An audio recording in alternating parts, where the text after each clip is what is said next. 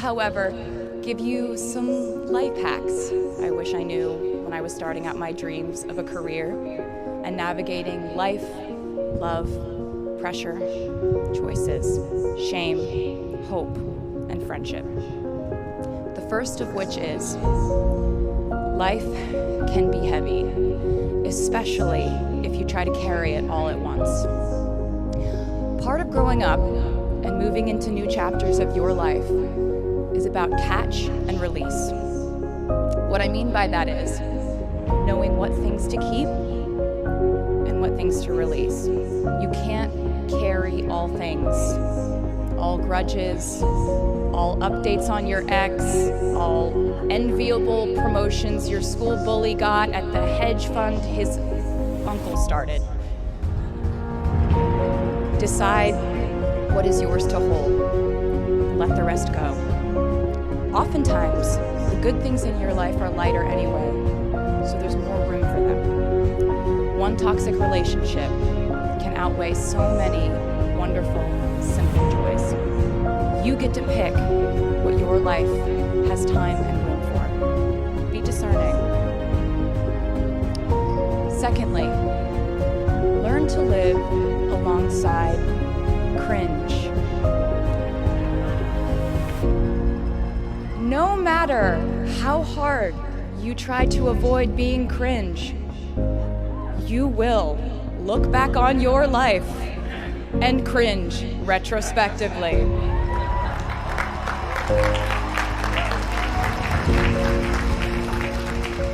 Cringe is unavoidable over a lifetime. Even the term cringe might someday be deemed cringe. I promise you, you're probably doing or wearing something right now that you will look back on later and find revolting and hilarious. You can't avoid it, so don't try to. For example, I had a phase where, for the entirety of 2012, I dressed like a 1950s housewife. But you know what? I was having fun. Trends and phases are fun. Looking back and laughing is fun. And while we're talking about things that make us squirm, but really shouldn't, I'd like to say I'm a big advocate for not hiding your enthusiasm for things.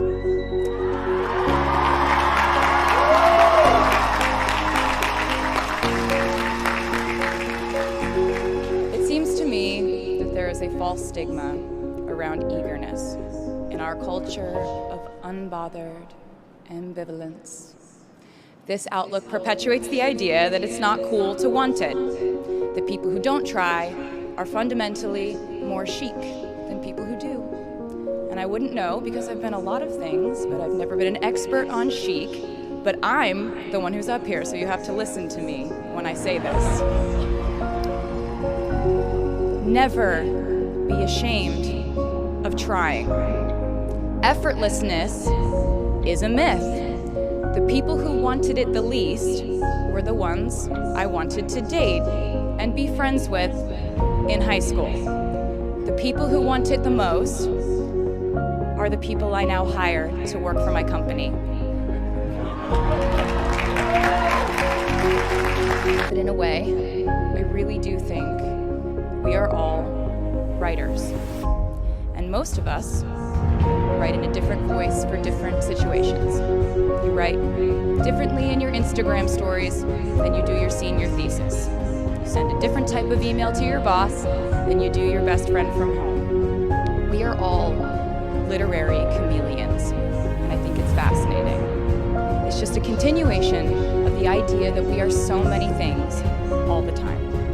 And I know it can be really overwhelming figuring out who to be and when.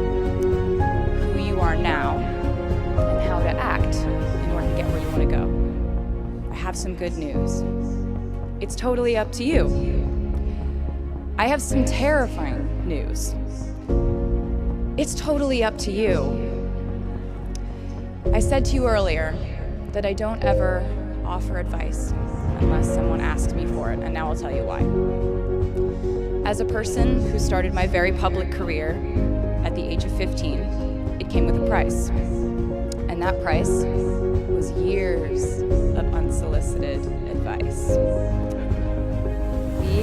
youngest person in every room for over a decade meant that I was constantly being issued warnings from older members of the music industry, media, interviewers, executives, and this advice often presented itself as thinly veiled warnings.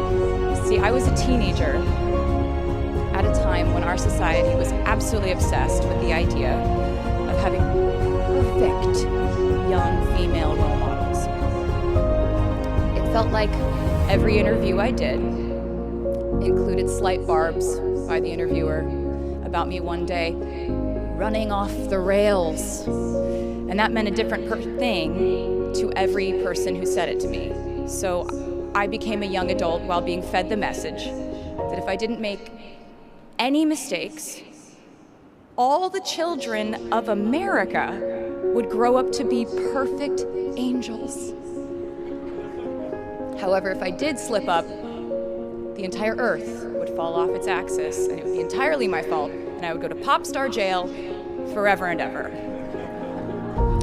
It was all centered around the idea that mistakes equal failure, and ultimately, the loss of any chance at a happy or rewarding life. This has not been my experience. My experience has been that my mistakes led to the best things in my life. And being embarrassed when you mess up, it's part of the human experience. Getting back up, dusting yourself off, and seeing who still wants to hang out with you afterward and laugh about it, that's a gift. The times I was told no, or wasn't included, wasn't chosen, didn't win, didn't make the cut. Looking back, it really feels like those moments were as important, if not more crucial, than the moments I was told yes. Not being invited to the parties and sleepovers in my hometown made me feel hopelessly lonely. But because I felt alone, I would sit in my room and write the songs that would get me a ticket somewhere else. Having journalists write in-depth, oftentimes critical pieces about who they perceived me to be made me feel like I was living in some weird simulation. But it also made me look inward to learn about who I actually am. Having the world treat my love life like a spectator sport in which I lose every single game was not a great way to date in my teens and 20s. But it taught me to protect my private life fiercely. Being publicly humiliated over and over again at a young age was excruciatingly painful, but it forced me to devalue the ridiculous notion of minute by minute, ever fluctuating social relevance and likability.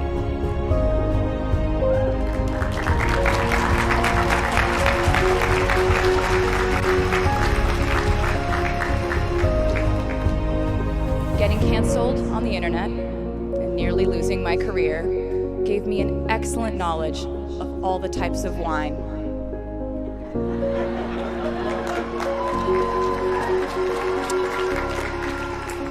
I know I sound like a consummate optimist, but I'm really not. I lose perspective all the time. Sometimes everything just feels completely pointless. I know the pressure of living your life through the lens of perfectionism. And I know that I'm talking to a group of perfectionists because you are here today graduating from NYU.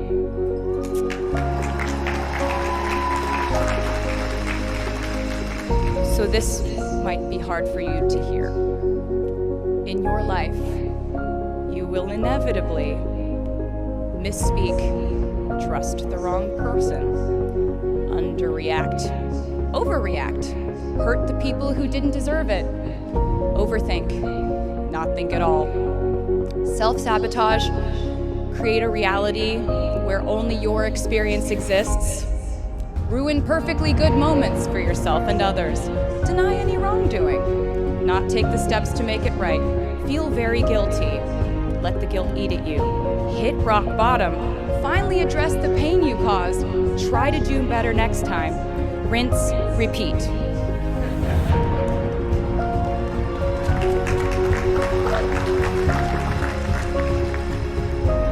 And I'm not gonna lie.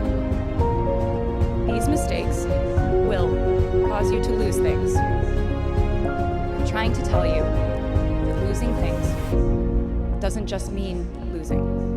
A lot of the time, when we lose things, we gain things too. Now you leave the structure and framework of school and chart your own path. Every choice you make leads to the next choice, which leads to the next, and I know it's hard to know which path to take. There will be times in life where you need to stand up for yourself. Times when the right thing is actually to back down and apologize. Times when the right thing is to fight. Times when the right thing is to turn and run. Times to hold on with all you have. Times to let go with grace. Sometimes the right thing to do is to throw out the old schools of thought in the name of progress and reform. Sometimes the right thing to do is to sit and listen to the wisdom of those who have come before us. How will you know what the right choice is in these crucial moments? You won't. How do I give advice to this many people about their life choices? I won't. The scary news is you're on your own now. But the cool news is you're on your own now.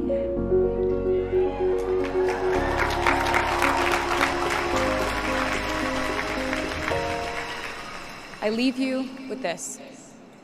We are led by our gut instincts, our intuition, our desires and fears, our scars and our dreams. And you will screw it up sometimes. So will I. And when I do, you will most likely read about it on the internet. Anyway, hard things will happen to us. We will recover. We will learn from it.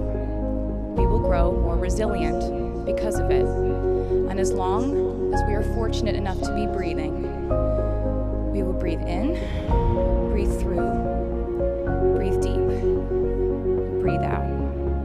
And I am a doctor now, so I know how breathing works. I hope you know how proud I am to share this day with you. We're doing this together, so let's just keep dancing like we're the class of 22.